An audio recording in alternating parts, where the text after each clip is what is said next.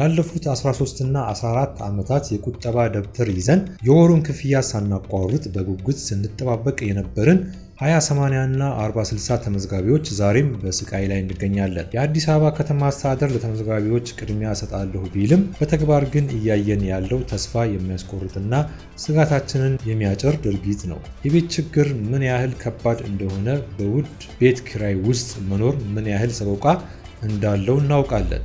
ለማንም ሰው ቤት እንዲኖረው አንጠላም። ነገር ግን የእኛ ህመም ማን ነው የሚረዳው?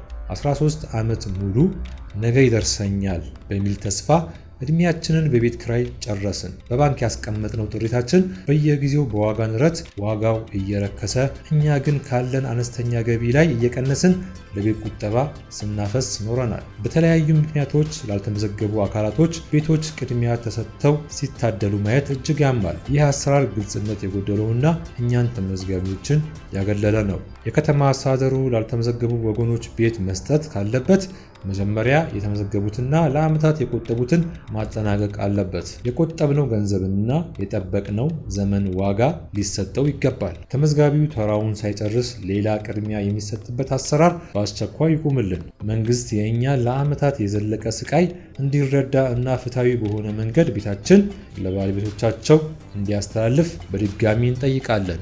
ይህን ጽሑፍ ያገኘሁት ከፌስቡክ ግሩፕ የ2005 ኮንዶሚኒየም ተመዝጋቢዎች ህብረት ነው።